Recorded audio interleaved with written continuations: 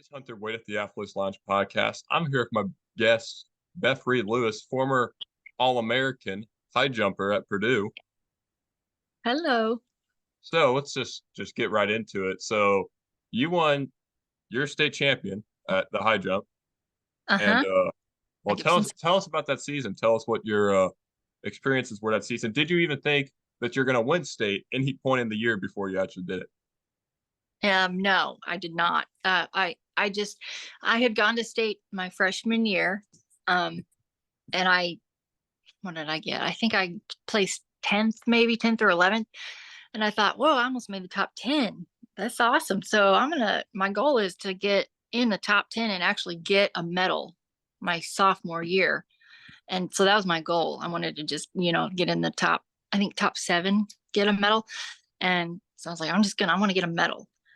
I didn't realize. And then at the end, it came down to it, and I was like, oh my gosh, it's me and another girl. Holy cow. And that other girl ended up being my roommate at Purdue. Pretty cool. But it came down to misses. We both cleared the same height, but I cleared my jump on the previous height before she did. I cleared it on my first attempt, and she cleared it on her second attempt. So I won. So I know it was that close. It was The nuts. So how excited were you? And I guess what was the feeling when you won it? 'Cause that's kind of a big deal. And considering you won to get, 10th and then you got first. Yeah, I know. It was very surreal. I just, like I said, I thought I was gonna. My plan was to just get a medal, and then I remember they walked over to me and they were like, Elizabeth Lewis. We need to talk to Elizabeth Lewis. And I was like, they're saying my name. They're like, she's the state champ. And I remember I heard them like conversing, and I'm just, oh, what? I mean, I couldn't believe it. It was such a cool, like, I don't know. But the thing about it is I just loved it. So it was like my playground. I just went out there and I just jumped and I ran and I had fun doing it. And whatever happened, happened. And first place happened. So that was pretty cool. So that was your sophomore year, right? Yes. So how early did you have schools, I guess, approach you about athletics, because, when you state champ as a Right. sophomore, you schools look at that. Yes, they do. That's pretty much immediately. Like I started getting letters constantly from all over the country. Like I still have the box of them because I'm like Yale, Harvard. I mean, all everywhere, all over the place. And I thought I'm going to go to Harvard. No, I'm not. I was, it's just funny that I got them from all over the place. But yeah, right after that's when it started. It was pretty neat, but I kind of had my sights set on possibly going to Purdue. I just wanted to go there. So I went to a camp that summer, not that summer, 2 summers later. And it was just like a week summer camp because I just wanted to meet the coaches and everybody and show them what I had.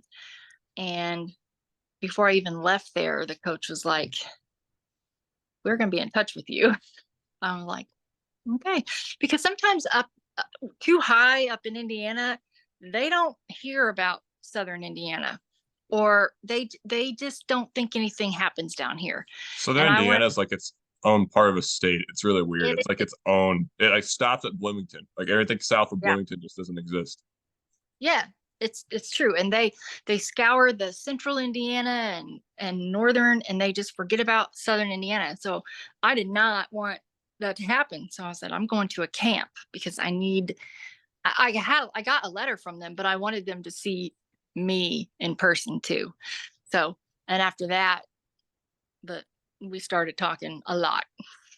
So that was cool. So other than Purdue, you said you want to go to Purdue. Were there any other schools that you at least like actually thought about for a second? Like that would be interesting. Yeah, well, I visited Murray State. My dad went there.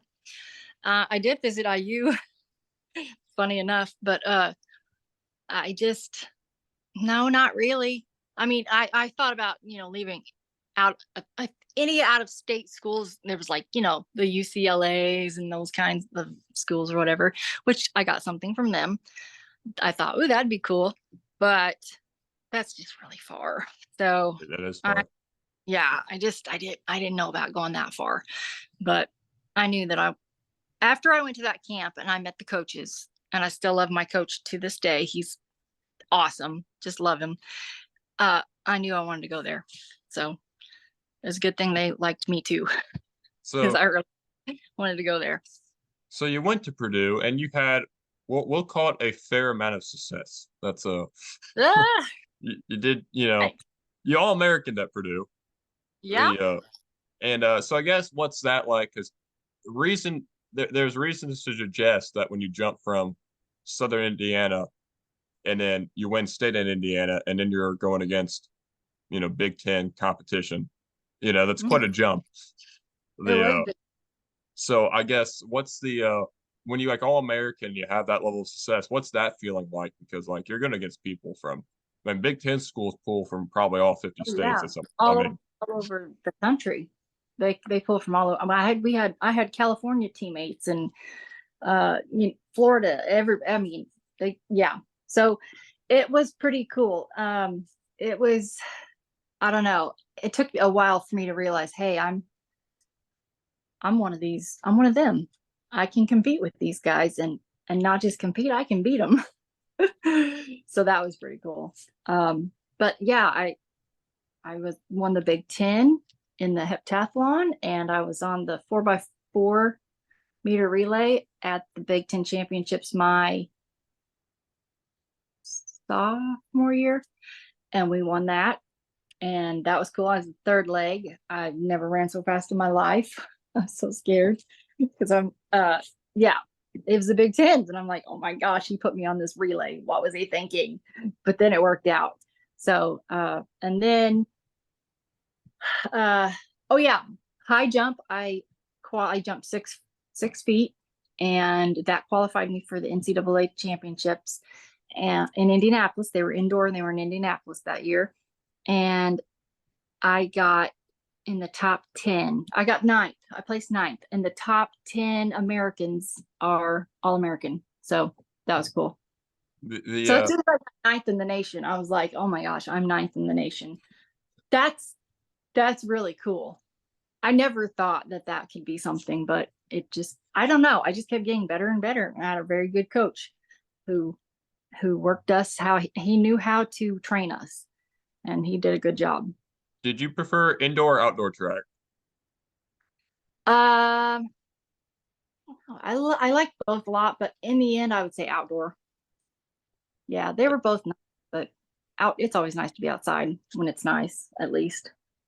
So what all events did you run in high school? I know you could run multiple, but In high school, well, yeah. I did so I did the high jump, and so let me think. My freshman sophomore year, I high jumped, and I ran the 400 and the 4x4. And I didn't start hurdling or long jumping until my junior year because our hurdler got hurt. So I picked it up. I remember Coach Sibes said, "We need a hurdler, and I'm gonna have you try it."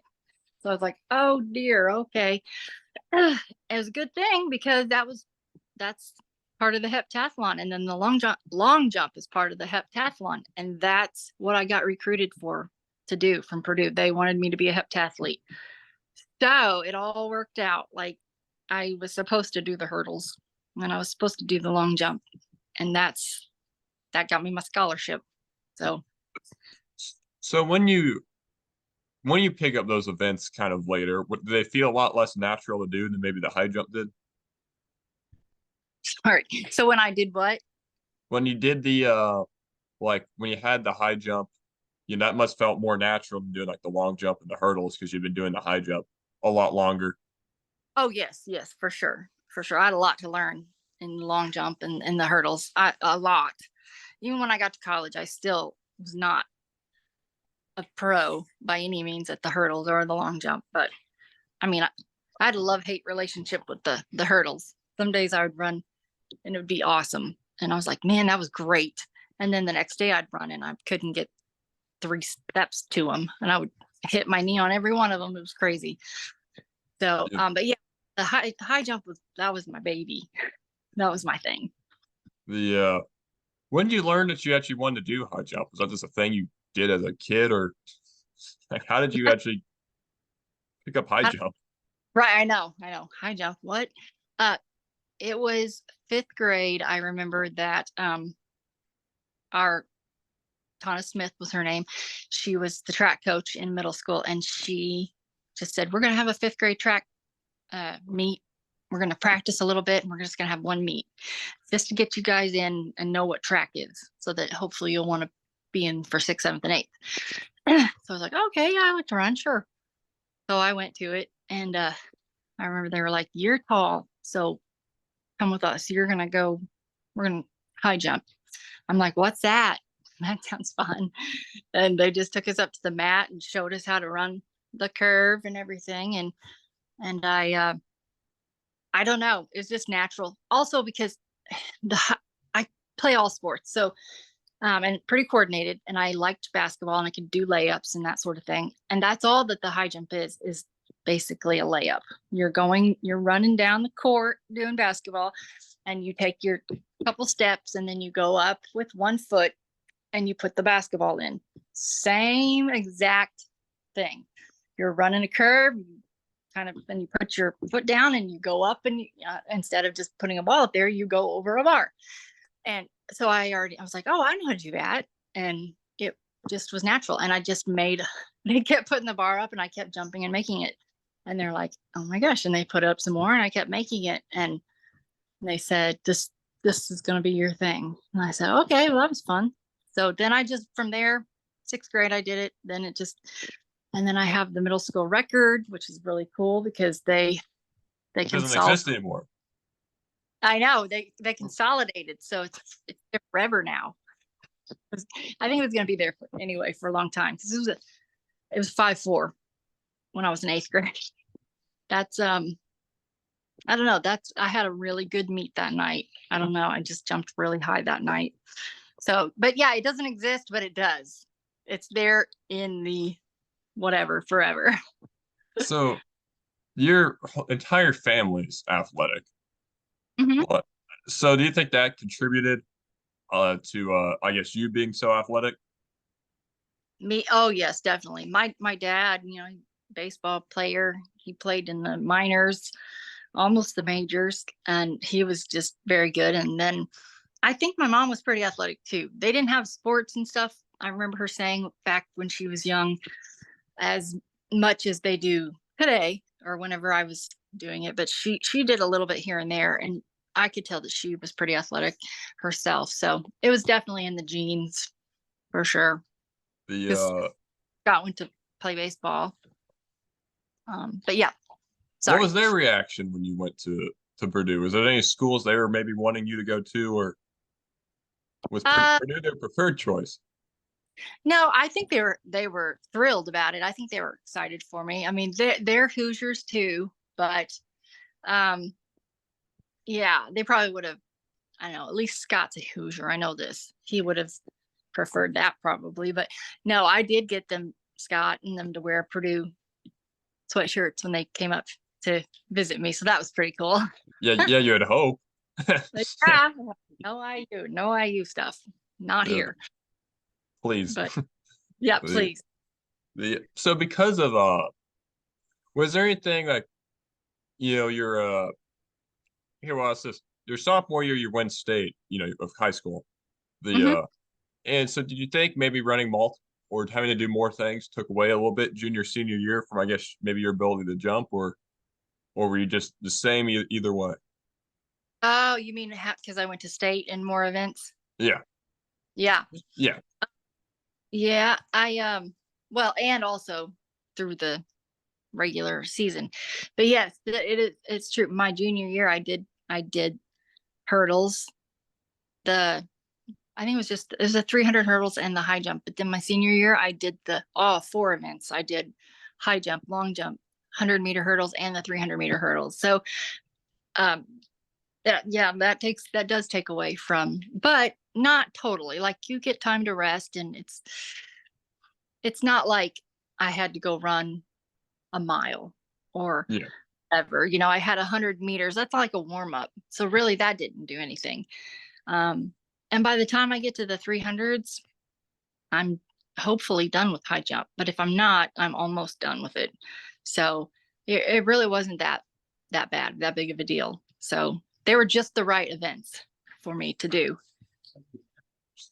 So Yes, but I did. Okay, this is true. My husband reminded me. Yes, it did affect me my junior year. Because I fell on the 300-meter hurdles at state. Yeah, I fell. So then I was not able to jump fully. on the face or on the back? 'Cause there's a difference when you fall on those. Yeah, no, I fell down face Oh yeah, first that hurts. on my wrist, and I thought I might have broken it, and then I had to finish jumping. So I did not I did not defend my title, though, to say the least. I ended up fifth that year in the high jump. But then my senior year, I got second. But here's the funny part. I got second and I jumped higher my senior year than I did the year that I won my sophomore year. The Isn't that funny? competition of all. It did. It did. And the winner was my roommate. So I beat her one year and then she beats me another year. So that was pretty cool. And then we were best friends at Purdue. At what point were you pretty much locked into a D1 school? Not even like, but you knew you're going to Purdue, but what point were you like, okay, I'm like athletic scholarships, like guaranteed? Oh, um, I don't know. I think maybe by my junior year, at least by the end of my junior year, um, I knew I was going somewhere. The yeah, and you stayed close to home, but not right next to home. That's right. Yeah, it was about 3.5 to 4 hour drive, and that's a long drive, and it's a boring drive. So, That's just but Indiana. that's what. That's just Indiana. All the drives are like there's Oh yeah, it's just long and boring. Corn and a more. lot of corn. Maybe Well, some maybe some beans if you get adventurous enough. yes, corn and beans. And the further north you get, windmills. Lots of Yeah, windmills. that's the upgrade. Yeah, right. Of course, we didn't have that back then, but No, we do now. no. A lot of hills, a lot of mines too, I guess. There you Yeah. yeah, diversification. The Yeah. so at so in college, you're first off, the banter between your roommate must have been awesome because Yeah. when you both beat each other, that's just peak Oh, level. yeah. It was great. It was like we were competitors and we wanted to beat each other. And now we're on the same team, but we still want to beat each other. Because even though you're on the same team, you're still doing individual events. Like you want to come in first and second, but you want to be the one to get first and your roommate gets second. Tracks I mean, a tracks a very individual sport. yes, it It's like is. unless I'm in the relay with you, I just don't. I just want to beat you and everything. Exactly. It's like, yes, I want us to come in first and second, but I want to be the first. You can come in second.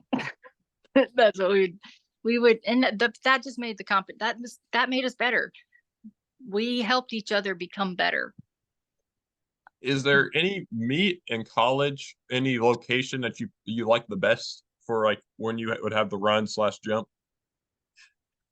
Oh yeah, we went all over the place. It was fun. I loved going out to California to the Mount Sac relays. That was really, really cool.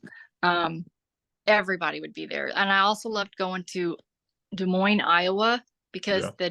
the Drake relays were there, and tons of people were there. Like we saw Michael Johnson win big before Michael Johnson won big Yeah. he was there with his gold shoes before his gold shoes were even a thing. It was very cool. So yeah, we He may were have been fast. He may have been a fast guy. yeah, he may have been kind of He fast. might still So be fast. yeah, he is still fast. And then like Gail Devers was there, and I mean, these Olympians were there, and it was like, and I remember I was warming up for the hurdles one time, and I was right next to Gail Devers. I'm like, what the heck? I'm next to her with her big long fingernails. We're all painted, all pretty. And I was just like, oh my gosh, she's an Olympian. So those were neat places to go. That kind of actually brings me to something I didn't even think about till this. You just said that anyone that you're a teammate with, or anyone you're, I guess, associated with that went through, I don't know, Olympic trial stuff, or anyone that you, Hmm. or I guess, you're around there, but I don't know if you were ever like approached. I don't know how any of that works. Olympic trials. Yeah. Oh yeah, I almost qualified for the Olympic trials. Well, when I won the Big Ten heptathlon, I remember after I crossed the finish line, Coach Palila's like, "You're gonna kick yourself," and I was like, "Why? I just won." He's like, "No, no, no. This is amazing, but you're like 32 points from qualifying for the Olympic trials." And I'm like, "What? What does that mean?" He's like, "Oh, that means if you would have just like got put an inch further on the javelin, or like took a second off your 800, or just jumped an inch more in the high jump, whatever, somewhere." That would have gotten me those points. And I was like, and I would have gone to the Olympic trials. And he's like, yeah, you'd have qualified. So, but I did not. But I did have a teammate that did. Her name was Carissa Yason. She was amazing. She could do it all. She won the so I went to the NCAAs in the heptathlon, and I did fine and got, All American and all that. She went and she won the nationals. She beat everybody by a ton. And then she qualifies and she goes to the Olympic trials. And she actually is not far from qualifying for the actual Olympics. I mean, she was so good. So, so good. But she actually passed away uh, back, I don't know, a few years after I graduated from Purdue. It was very sad. So, um, but yeah, but she was awesome. She was very cool. So the 800 is the best race, right? No, no. Was that what you ran? Yeah, I like the 800. Ugh, I hated it. Long legs help. Yeah, it did. It did. I mean, I ran it well, but yeah, did not care for that race at all. So It just hurt. I didn't like to hurt. you had to run the 400, right? Yeah, I did when in high school, but not in college. No, I did the That's 400 brutal. times. Yeah, the 400 is brutal. I hated it too. I only liked it when it's part of the relay, 4x4 relay. That was cool. But the actual just plain old 400, yeah, no. The So I four was by in, four, the 4x4 relay is like the best race like in the entire event when you're just watching it. oh yeah. Yeah, that's a very fun race to watch, especially when it's down to the nitty gritty and you're like, this depends on us. Yeah. Yeah, That yeah, that's a fun race. So anything so when you're at Purdue, and how good was the team as a whole? Was it just like winning meets? Uh, yeah, no, I remember our freshman class was considered a blue chip class.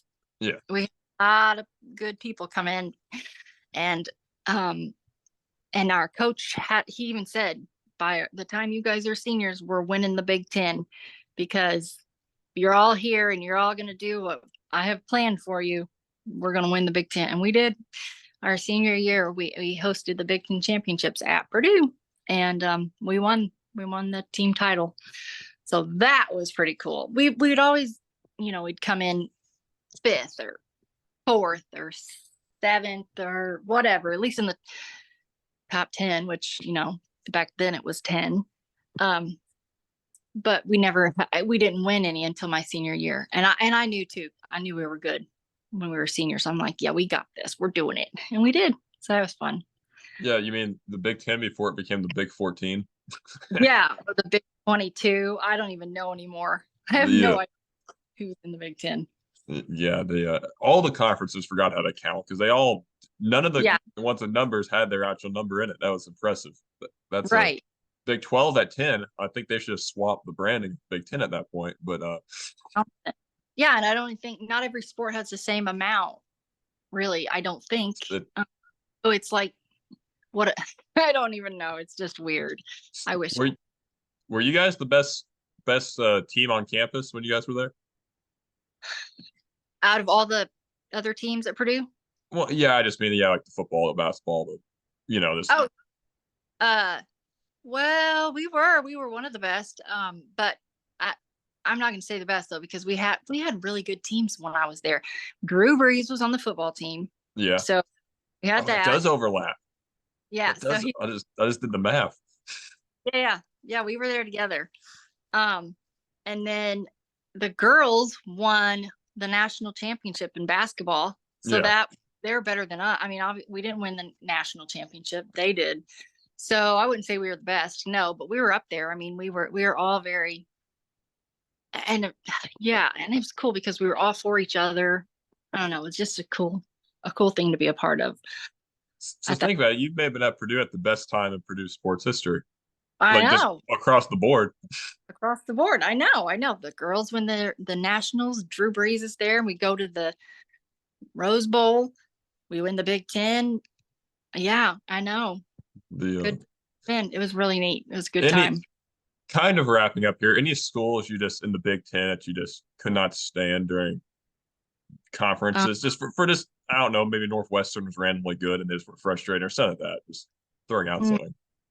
I don't know. I'm trying to think. N- I don't think I had any. I had not necessarily schools, but competitors from those schools. There were a couple from there's one from Michigan that was always a thorn in my side. But she made me better. Her name was Tanya Long, I remember, and she just was, I don't know, she was built like a man. She was so good and so strong. And I don't mean that in a bad way. It's just It was a good, like, I was like, I can't possibly beat her. She's amazing. But, and she did. She beat me in the pentathlon my sophomore year. It was down to the 800, and I was going to win, but she ran the race of her life and she got a PR. I couldn't believe it. I'm like, how the heck did she get that? Because I thought, no, she's not going to run a PR. She's got to run a PR for her to beat me, and she's not going to run a PR. She can't run this race. Well, she did, and she beat me. So yeah, she was a bit of a thorn in my side so you just like that blue and yellow for a little bit. for a little bit. Yes, Yeah. yeah. Well, Because that's all I got. If you want to add anything, feel free. no, I think this is fun. I think that you Pretty covered painless. a lot of it. I hope when I go back and see it, I'm not like cringing at everything I have to say, but oh well. No, this has been Hunter Way at the Athletes Lounge podcast. I've done that before. This has been Beth Reid Lewis, and that's all I got. Hey guys, this is Hunter Way at the Athletes Lounge podcast. Please like, share, and subscribe where you can. Thanks.